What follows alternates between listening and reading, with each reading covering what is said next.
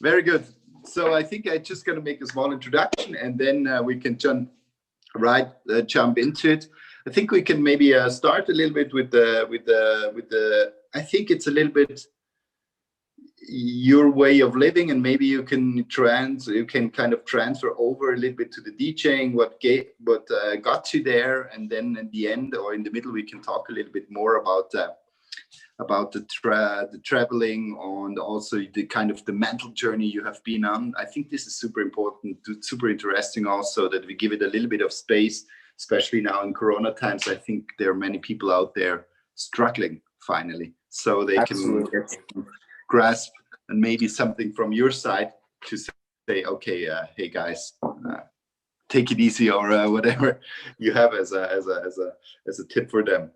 Good. So welcome, Douglas, to the Tea Talk. Hello.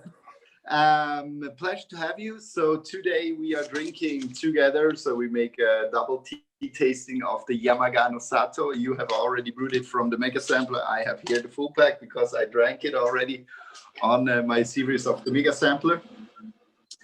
Yeah, and we are here a little bit to talk about your journey, about how you got not only into tea, but a little bit how you go through life. And what's quite interesting, when I go on your profile on Instagram, the first thing that pops up is the DJing. So maybe you guide me a little bit into how did it come that you became a DJ? Because I'm not a DJ. I never intended to become one.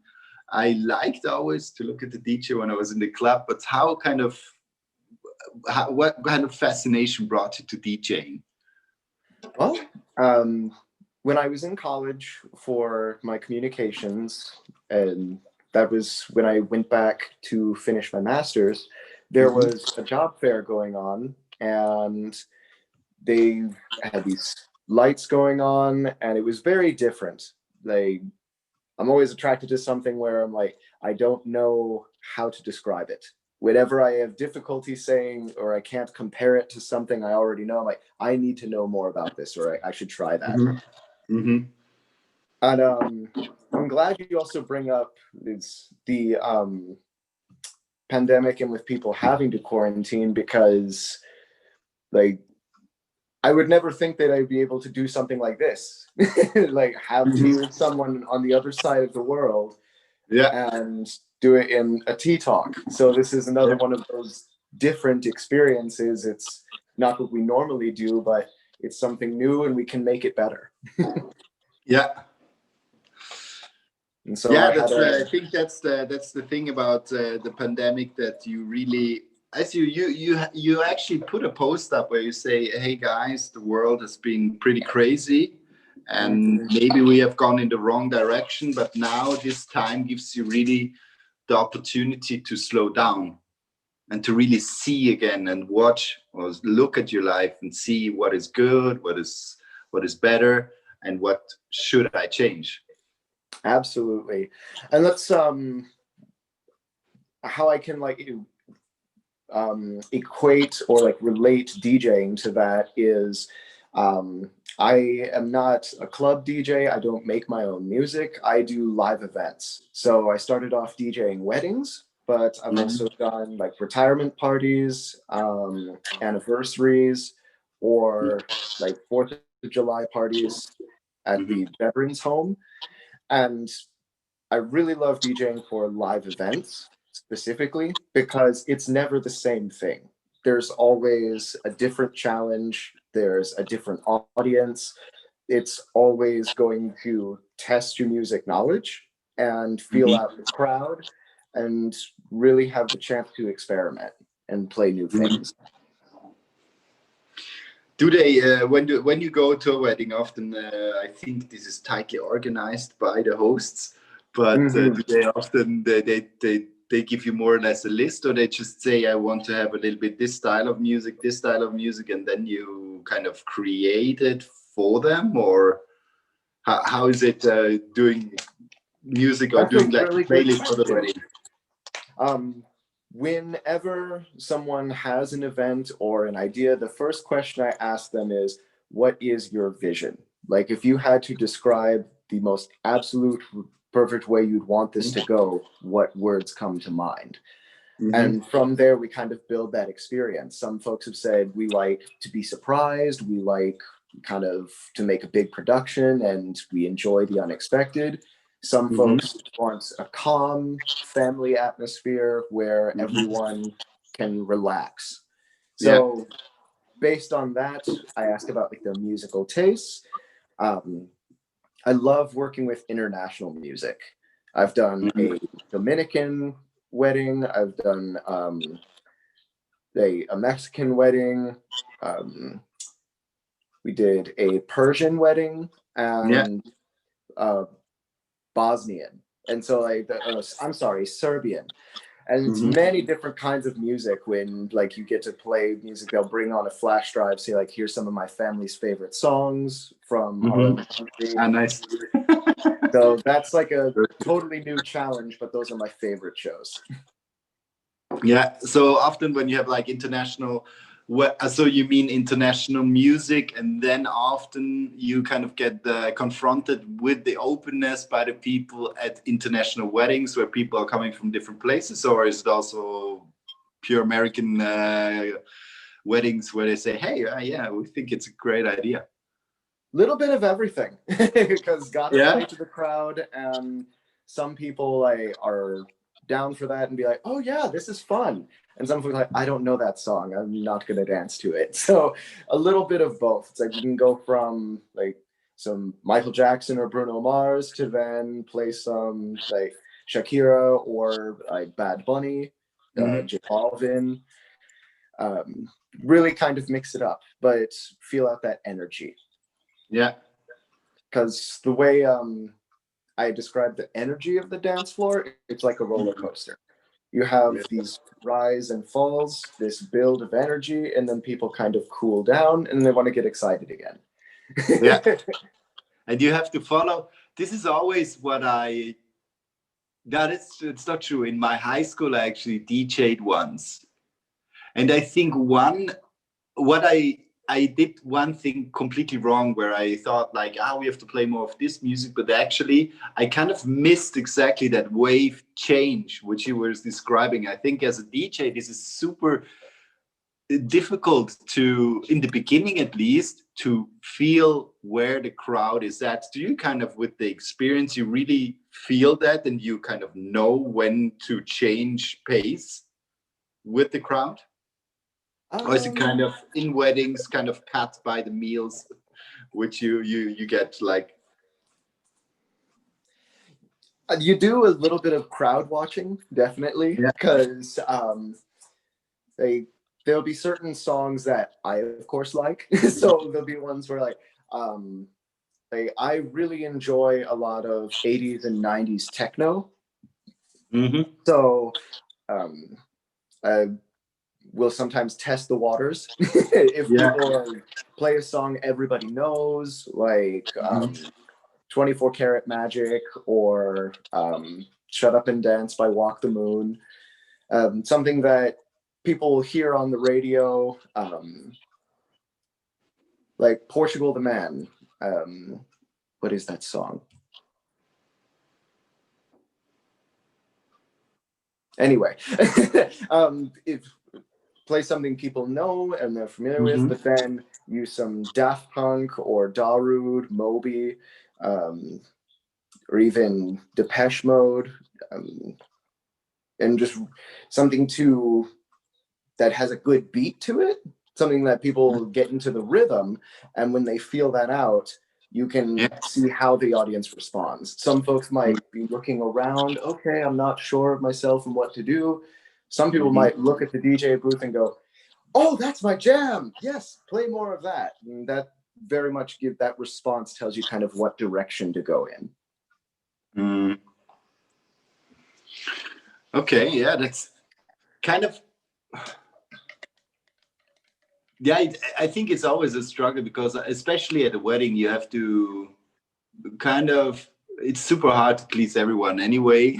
And you have everyone. You have all the generations. You have all like the grandfather, the grandmother, then you have the young child or the teenager who actually is now into whatever song, Billie Eilish, and they want to play that one. Do they often? It's kind of the request of telling the DJ what to play now is often something you see. How is it at the wedding? Do people do that? Oh my goodness, yes. There are definitely the people who will come up and say, hey, I need you to play this song right now. Like, based on the request, that'll determine kind of how I respond to it. Because if, say, we are in the middle of a high energy set, somebody said like, in St. Louis, since we are in the Midwest, there is kind of a lot of country. So people sometimes, if they're in a step dance or if people are doing line dancing, then if, say, Uncle Billy comes up to the DJ booth and says, play some Frank Sinatra, like next song, can we do that? Yeah. I probably can't play Frank Sinatra just yet. Yeah, I maybe need to play a slow song. So something for the couples, and then maybe go into a Frank Sinatra's Fly Me to the Moon, which is a little peppier to kind of come out of that slow song. Again, to like create those rises and falls. Yeah. Is there a kind of something you remember, like a situation at the wedding, which you kind of say, okay, this I will remember for a long time? Is there kind of a situation you were like, shit, I really made a good job?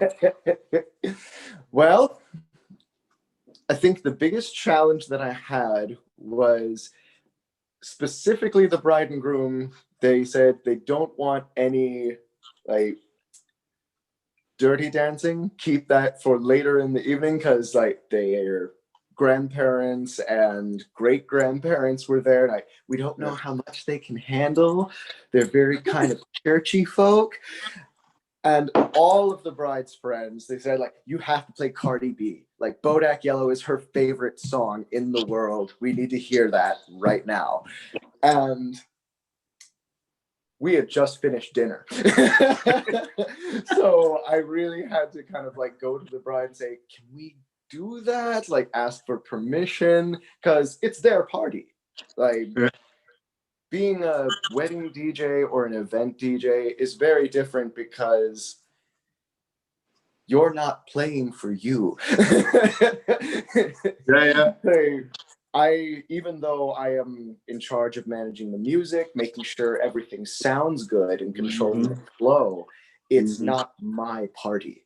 And so if there's a question of, can we do something, can we not, I like being able to go to whoever's party it is and say, you know, would I have your permission to do that? Yeah. So that's a nice kind of like safety that we have. Yeah. So you're actually kind of protected by the bride and the groom. From that, then you just say, yeah, the bride and groom said. Yeah, so she did end up saying, like, you know what? It's like my grandparents, like, they are getting tired and they want to go home. So just like whatever my friends like want to listen to now, let's get the party started. And I'm like, okay, we'll do that. So you're like, okay, let's go. And then the grandparents, they left. Yeah. Okay. Nice. Yeah, I think it's super interesting, especially for me. It's always like you see these teenage, you know, these rom-coms or whatever, where you see the DJ is like horrible at the wedding and everything. It's like wedding DJ is just a kind of a bad image in the movies all the time, because they're always like say it's like you never like, this was an awesome DJ at the wedding. The music is always horrible. The band is horrible. So in the film scene, it's quite bad scene. But I think it can be a super interesting job. Also, it's not very well known, because it's not when you talk about the DJ, or I think when you say people, you know, I did the same. I was in the club and I saw the DJ, so we always connect DJing to clubbing, to festivals or whatever. but there's so much about many different jobs of DJ, especially also wedding DJ, and they can be super interesting because finally it's kind of, okay, when you're a famous DJ, you play your music, you play to the crowd, but kind of you're super distant. But there you kind of in the service of the bride and the groom, they give you kind of a set to play where they say, okay, this we don't want and this we like. And then you can be really creative and kind of adapt it to them with the challenge of being still mainstream enough that the people will like the music. Yes. So it's actually much more interesting as a job. I think that's also part of what got me into tea, is that I've always worked service jobs. I was either bussing tables or I was working live events. I was in shipping, that is the service of providing a delivery. And my job now, I serve the public working in the library. So the idea of how the tea ceremony is handled in Japan and how that culture of service, and there is a specific process of serving the tea, preparing it, that's something I found very attractive and made me want to know more about green teas and know the other varieties that are out there.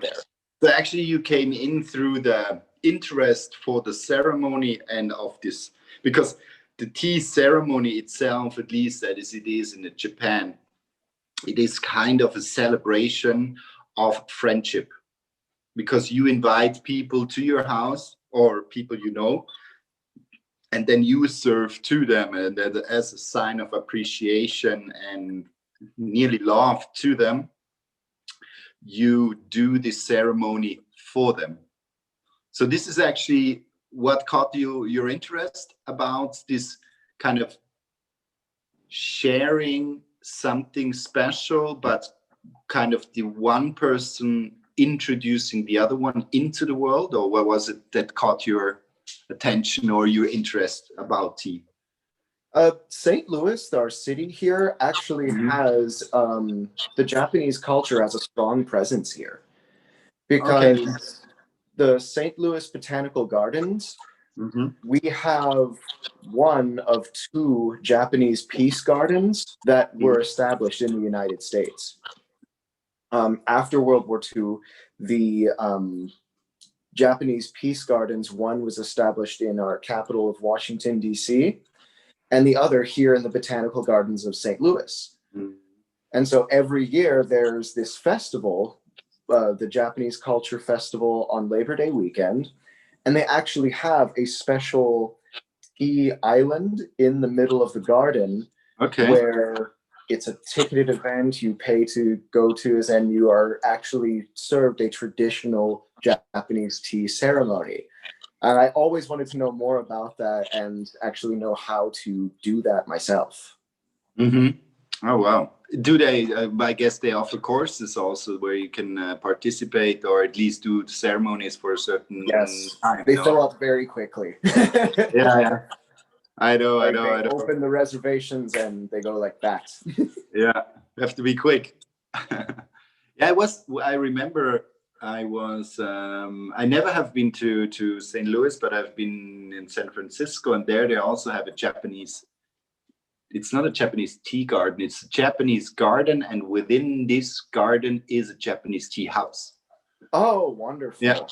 Yeah. So that's I guess there are several big cities in the US that actually have the Japanese gardens. Do you know how they evolved? Was it kind of built by Japanese or from the Japanese government to kind of excuse or to kind of find a peace, kind of a moment or a level of peace with the Americans, or do you know? One of the reasons why St. Louis is significant is the Botanical Gardens is actually very old here. It's, along with the Forest Park, it goes back to the 1908 World's Fair. And Henry Shaw, who established the Botanical Gardens, St. Louis is known as the gateway to the West. So we're very much kind of the midpoint of the United States, and we kind of are a bridge between the East and the West. So Okay, going yeah. off of that idea, it made us an ideal location for that construction. Oh, okay. Interesting. Good. I learned something. Thank you for the history. Oh, I'll admit, Production. I'd love to go to the. Unfortunately, this year the festival was much smaller. They couldn't do the mass gatherings, so Yeah. we didn't have like the Bonodori dancing. We didn't have the taiko drumming, which is hugely popular. But we did have the Tora Nagashi, which is an evening ceremony where they release the lanterns out onto the lake to signify the releasing of spirits, and to like it's a veneration of ancestors and those who have passed. And since it was in the evening, they could allow people, as you on social distancing, and it was, since it's a very solemn event, that allowed people to kind of participate in a way that was very relaxed and calm. Oh, wow. So that's very much like one of the highlights of the year, being able to go to the Tora Nagashi. Yeah, it's super impressive when you see all the lights in the night, and when they release it at sunset, or just after sunset, no? Yes, once it gets dark. So it was about 8 or 9 o'clock. Yeah. Well, yeah, it's impressive, the lights. And yeah, it's always for me these mystical things. Even I'm not too much into spirituality myself in any way. It's always, I love these signs of kind of celebration. It's actually finally a celebration of life. Even if you talk or you say it's for the spirits, it's finally a celebration of letting yourself go into it and releasing yourself and not closing down. And then the spirits can kind of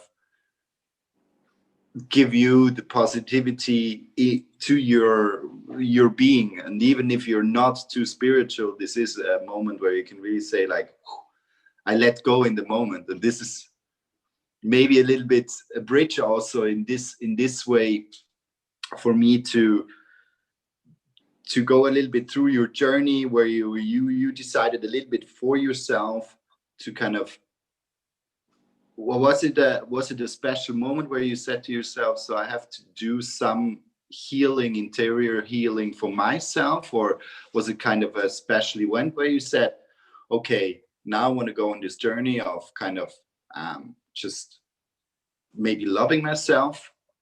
What kind of was the start point for you there? Was it kind of a bad experience where you said stop, never again, and then you moved on? Or is it just you came slowly to the realization there's something which is not so good about certain things, I have to change them?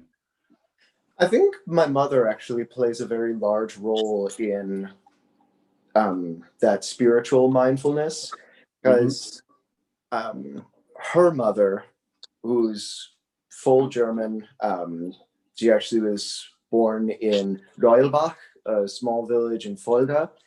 And then my mother was born in Berlin, where they lived before my mother married my father, and they came to the States, where she moved here with him as he was on a tour with the United States Air Force. And when my grandmother passed, that left a huge hole in my family's life, particularly me and my mother, because we both were fluent in German. So we would be very close with her. And my mother just could not go to her family home to settle the estates and take care of securing any belongings before the property was sold. And so I went instead to Germany, visiting the family, gathering any photos, my grandmother's clothes, or personal belongings. And that was an experience that my mother ever since has kept a gratitude journal, a she continuously stresses and exercises what you were talking about, that sense of living in the moment, to appreciate, accept, and allow things that are happening. And I've kind of carried that tradition that she started with a confidence journal. So each day I reflect on, even if it was, hey, I got out of bed this morning on time and got to work with a refreshed state of mind. I wasn't in a hurry and I wasn't stressed out, so I could provide better service. That's something that, even if it's something that simple, that's something you can give yourself credit for and build that confidence. Yeah, I think it's because I have been also doing a little bit of a longer process of that. Often these are things that are triggered by something, and for me it was also triggered by, I was in a job where I had a very, very difficult boss who on her side had a difficult relationship with her dad, so she kind of extrapolated her negative relationship to her dad to the people that worked for her. So it was a very difficult situation, and she was kind of very controlling, and I'm the complete opposite. I need a lot of freedom when I do things, that kind of freedom, just a lot of space for creation. It was for me, it was just a good experience for me to have her actually in the end, because it was a very hard time when I was with her.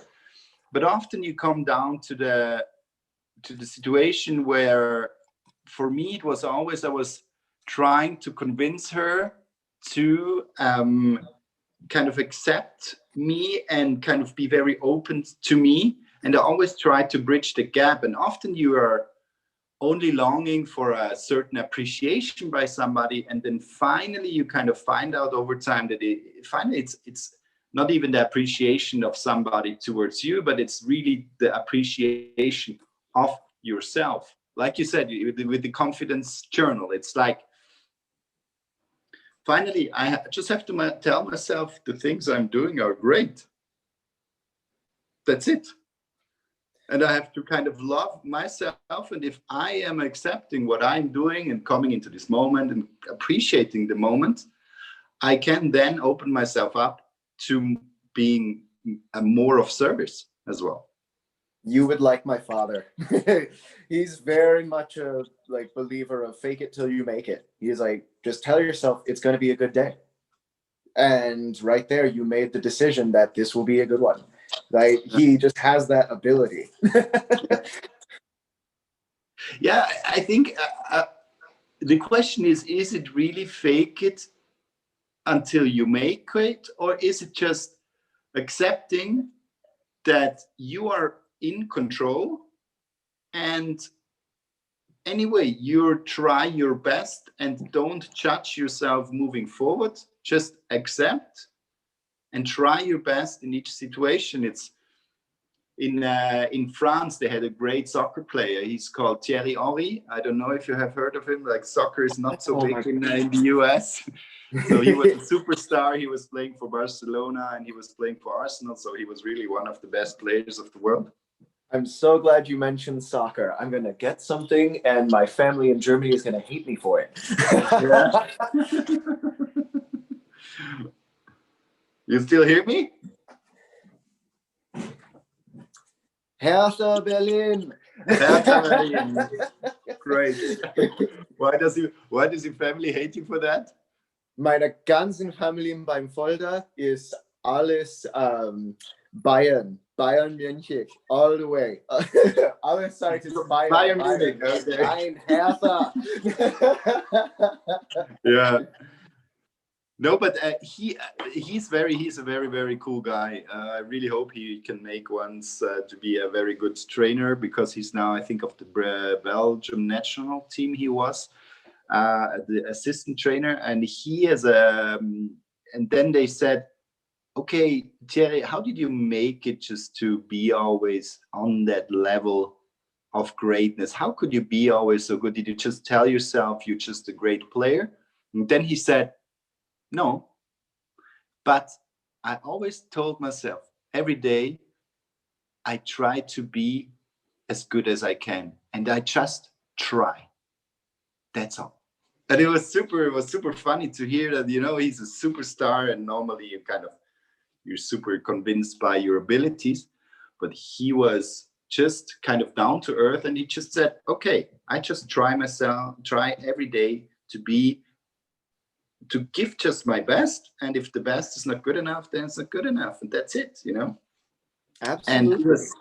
And he was really, yeah. And finally, I think it's a strong part is might be really that you just accept whatever you do, it's great, and just try to do. It goes a little bit in the Zen, where they just say, okay, don't think too much, just be and do, and just go on. And I think a lot is that you accept your kind of the exception of yourself, and I think this is also great, where the more you get older, is that you start to accept and love yourself. You will have your regrets, certain things you say, okay, I should have done differently, but in the end, it's kind of that you kind of really appreciate what you have done or what you do, and that you kind of say, whatever I do, it's okay, and now let's try to make the best out of it. And I think this is a little bit really the bottom line I came to after looking at it profoundly. That's finally really the bottom line, because if you think you're a cool guy or a cool girl, then then you can just look at the other and then decide for yourself, who do you think is cool for you. I love that. And I like that you use the word accept. Like, as we get older, we accept things. Because if there's anything that I feel like I was a lot better at when I was younger, is like, I would never back down from a challenge. It's like I could change anything, I could face anything. It's like that I don't like that, I'm going to change that. I think that things can be done this way, I'm going to push for that. And now that I've kind of been able to accept more how you describe, things that I can't change, or things that take so much energy out of me to fight against them, I'm like, that's not worth my time. And it allows more energy for me to do the things that I want to accomplish, or like apply myself more, because I have energy that I'm not giving away to sources that I don't need to. Exactly. Yeah. I think that's a big part of it. Yeah, that you kind of don't give it to the others how you feel. I think that you don't kind of give the power. It's a little bit kind of a stretch maybe, but kind of giving the others, or giving outside reasons to tell yourself how to feel about yourself. But it's super difficult at the same time, because you always have people maybe criticizing you, or they say it's not so good, or it's not so good what you have done, by the reaction of other people. So it's super hard to kind of gain also this confidence, and I think it's a constant work as well. Absolutely. And like, with how I'll admit, when I prepare tea in the morning, that's very personal. That's something I do for me. And then when, like last night, when Jake came over after he was done with work, it's like being able to serve him tea, that's taking that energy and sharing it with someone else. So it's kind of that same trade-off, where we can have something that is shareable, or also something private. Yeah, I think that's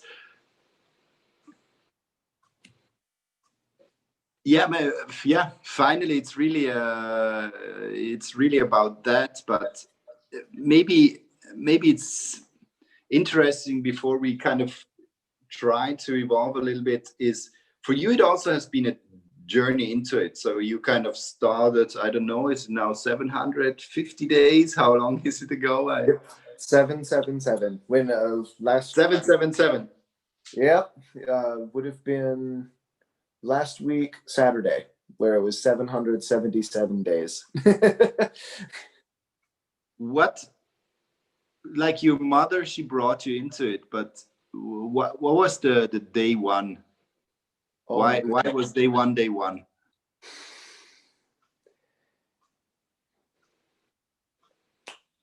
Day one, I remember coming home from work, because that was when I was working in shipping as a truck loader, and I probably got home 9 or 10 in the morning, and I think it started off because I've had, like, for the longest time, a negative relationship with my own body. And then when I got home and realized, wow, look at like what you're able to do, where this would have been in the spring after having worked the busy season in the winter. Because for shipping, the big push is all the way from Black Friday all the way out till New Year's, because that week before Black Friday, there's all the shipping to get everything to the stores, and then there's people buying Christmas presents or sending them out to family, and then all the way up to Christmas, then there's the returns to Amazon that last all the way through like the first week of January. So from Black Friday to January is the big rush. And I think it was in February where I looked and said, you went through all of that and you're still here. And that's when I started to become more mindful and respectful of my body, going like, it physically brought me there. And then you started to run, no, as well? Yes, I did the Nike Run Club, and it's a little harder to do that now because one of the things they recommended with the pandemic is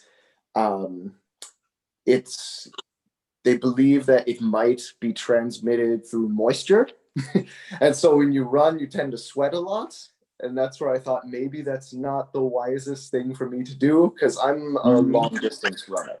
I can't sprint. I'm not a sprinter at all. It's like when I go running, it's to do like 2-3 miles.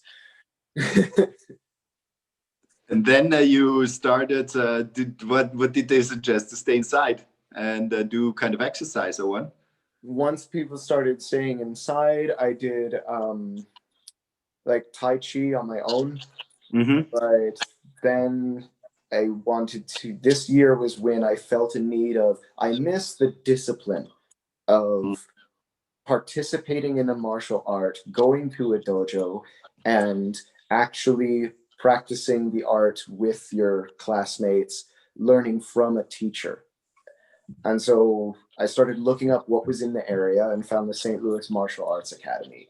And that was where I first came across the art Bujinkan. And so on my Instagram and my Facebook, that symbol, that kanji, is the symbol for Bujinkan. Okay, interesting. Okay, wow. So now but martial arts, can you do it now? Are they open to that you can go there? Why, you might have enough distance there, no? Because it's not super crowded, or is it? We're a very small class most of the time when we meet, because I know when people like kind of get this first image in their mind of what martial arts is like. There's a new Netflix series, Cobra Kai, and that's very much like kind of the stereotypical like karate, 30 like people lined up in a room, yeah, and it's not like that at all. Yeah, it's like, yeah, right I did once, maybe 5 students in a class at a time, very small groups. Yeah, it's a lot. I think martial arts finally is a huge school of discipline, no? If you look at it, it's like it really teaches you because you have to repeat the same movements all the time. I only did once a kung fu class, and I didn't like it so much. And I think I saw also the Bruce Lee videos and Jackie Chan films on TV that said I want to do that as a kid because I was super into kung fu. And then I went to a kung fu class, and there's like only repetition. It was like, come on, this is super boring. When do we go into a fight? And then we decided, a friend of mine and we decided, I think after 2 or 3, you could kind of do 4 classes, I think, to test. And after the 4th, we were like, this is not the best. But finally, it is. That's the essence of martial arts, no? Absolutely. From St. Louis, we have, I'll admit, working in the library, I have to give books a plug and like mention an author. Dave Lowry is an author from St. Louis, and he is has practiced Kendo and Aikido. And he writes many, many books on the Budo and that idea of what you talk about, that discipline, that mental training, that your body has to be in harmony with the mind and spirit. And it's not just where you physically apply yourself in life. There's an emphasis on study, the literary arts with the martial. So no matter what Japanese discipline it is, there's very much, that was what made me want to pursue a Japanese art, because it is that wider, comprehensive art. Yeah, there's kind of, or is it, to put it into a question, maybe is it for you that it's broader than just doing something specific, like a specific sport or whatever, but that it's really this combination which finally brought you there and say, okay, actually I really love this? Because running, finally, it's also a lot in the mind, but there's not in running itself or the teaching of running, there is not this kind of combination of mind, body, soul in a direct way. Meanwhile, when you go into martial arts, you have it much, much more integrated. Is this something finally you said to yourself would be a kind of a next step for you, or why did you choose then to go to martial arts? I still do a lot of running, or I'll go out like skating. I'll admit, in the city here, it rains a lot.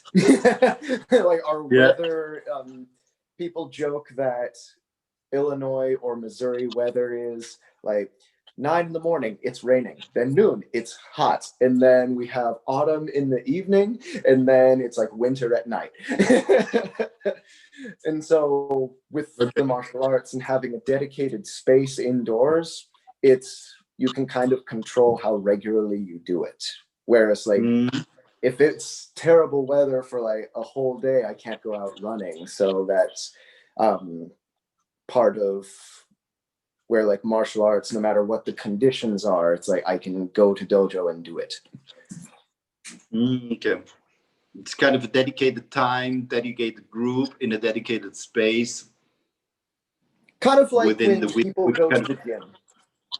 Yeah. Like, I personally I don't really enjoy going to the gym. It's like if I was to ever go, I have to go with someone, because going to the gym by myself, I'm like, I'm gonna go get on the treadmill and then run in place a while and go home. I'm like, it doesn't engage me.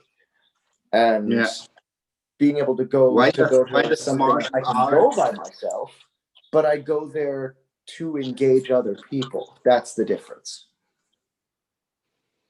Okay, so kind of, it's more of a shared moment with other people and the learning together, while with the gym it's just training for yourself physically. Right. Is that for you? Okay. Then if we go maybe to your last kind of, no, not your last, definitely not your last, but you're also into comic books, gaming. Is this something which is kind of just evolved as a also a little bit as escapism for yourself, also with your job? And how did it evolve, kind of gaming and comic? Is it even connected, or is one and the other, is it completely two different worlds? Very much they built on each other, because my undergraduate in college was all in the visual arts, the fine arts, animated film. So I was always drawing, always animating, creating, and studying making film. And then now when I work in the library, I actually work in our music and movies department, our non-print materials. So that background of music and movies and animation and film very much informs the work I do at the library. Okay. But you go also to convention, now not, but yes. in normal times you go to conventions. Gosh, all my convention friends are so sad. Oh, we miss each other so much. All conventions canceled. Anime St. Louis, Comic-Con, OMG Con, and NakaCon. It's like everything is closed, and we miss each other so much. Yeah, you're kind of a small group finally, because the comic, it's mainstream, but in the end it's kind of the big fans. I think you're kind of a small core group. Do you kind of exchange also through, like maybe 15 years ago it was forums? How do you kind of interact? It's just one-on-one Instagram or anything? Oh gosh, that's so interesting, because when I was first into conventions, this was before Facebook. So if people can remember a world before Facebook, it was all chat forums. So there would be a website, and then people have like chat threads. You would go and post and see if anyone read it, and then you could like look at the different topics that people are discussing. And it was all through text, no pictures, no video. It's like everything was typing and written out. And now it's like, nowadays, just create an event page, and then like we invite everybody, and then they can share it, and it's a very immersive, much more tactile experience. So most of it passes through Facebook then?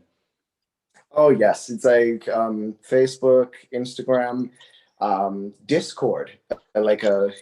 Discord is a chat streaming service similar to Zoom and what we're doing, but it Discord focuses on gaming and multimedia. So like some DJs will stream through Discord. It's that's also becoming a place where people gather for that convention experience. Yeah. Okay, that's super interesting. Like everything you explained to me, like you're super into groups and doing things together, and this is much more motivating for you than doing things actually on your own. Like you're not going to gym, you like more arts. Okay, running is a little bit maybe solitary in a way, but maybe it's just also the counterpart of it. Is this not? Could this be, in your opinion, a reason? As far as I understood, are you still a truck driver, or you're not anymore? I don't do the shipping anymore, no. So whenever I DJ, it has to be on the off days or like on the weekend, because the library is my full-time position. Yeah. So that's where I dedicate all of my time. But any kind of off days is where I would like set aside for DJing or martial arts. Okay. Would you, why finally did you quit shipping? Do you think? It was something that I first entered into it because I thought it could be something that uses my degree, but it ended up like not being that experience at all. So I thought that I was going to be able to do more work in communications. I was hoping to do work internationally, but those opportunities just did not come around. And so it was time to move on. Interesting. And now in the library, it's also a job which is not so much known. What fascinates you about it to work there? Oh my goodness. Actually, my first job was being a student aide in a library. Okay. When I was, gosh, would have been, because it wasn't a paid job, obviously, it was student work. But I was, gosh, in New Mexico, because military family, we moved all over. Yeah. Gosh, we lived in New Mexico, Albuquerque, for 8 years. And at the time, I was going to Van Buren Middle School. And I really did not get along with a lot of my classmates over recess or whenever there was like open study hall. So I started working in the library instead of going to recess or doing study hall. The student aid position would like fill those class slots. And that's when I first started working in a library, and I loved it. And what do you love nowadays about it? What's changed now is being a department manager, I do a lot more behind the scenes. So especially with the social distancing, normally I would, like, there'd be 2 people seated at the desk and I would be on the opposite side to kind of assist as needed. Now I'm spending more time in the downstairs office processing materials and building online content. So every month I'll like publish lists and like staff recommendations. Whenever people of the library materials, yes. So if I go on the page, what is it saying? St. Louis State Library, or what is it? St. Louis Public Library, slpl.org. So if I go and I go on Instagram, I can find it, and I should see your content. Yes. St. Louis, I just type it like this, library. Let's see if I find it. Our Instagram tag is Public Library. This is it. Let's see if I can find a. Yeah, because I'm the studio manager for Central Branch. Okay, interesting. Is this your post? Oh, that's my library. That's the Great Hall. It is. On the second floor. Nice. It's a beautiful building. The Central Branch is one of the original Carnegie libraries. Oh wow, it's beautiful, huh? Well, maybe we have to show this to people again. It's beautiful. Yes. Amazing. Okay, here we have something else. Cool. Really cool. No, I think we have made more or less the tour. It was super interesting to talk to you, Douglas. Absolutely. Good to meet you. Thanks a lot for this. Have some FaceTime, Oliver. Exactly. Yeah. Thanks a lot for taking the time also to sharing a little bit your experiences. Now we didn't talk too much tea, but I'm sure people will also appreciate that we went a little bit more in the philosophic side of the tea. Oh, absolutely. Exactly. And thanks a lot again for taking the time. It was a pleasure to talk to you. And yeah, if people want to reach out to you, I guess it's the best is your Instagram, which is Meloche STL. And Melody STL. That's my stage name, Melody. Melody. Okay, Melody STL. So if you have, if anybody wants to connect with you, just go on your Instagram and then they can ask you, or maybe get you to their next wedding as soon as the times are a little bit more normal and a little bit more kind of, just how they used to be. Let's hope it's gonna get well or get better soon. So then we maybe have a real tea once in St. Louis if I ever see you or visit the city. Oh, we would love to have you. Please do. Okay. Thanks a lot. Thanks a lot for Thank taking you. the time, and see you. Bye, Douglas. Bye.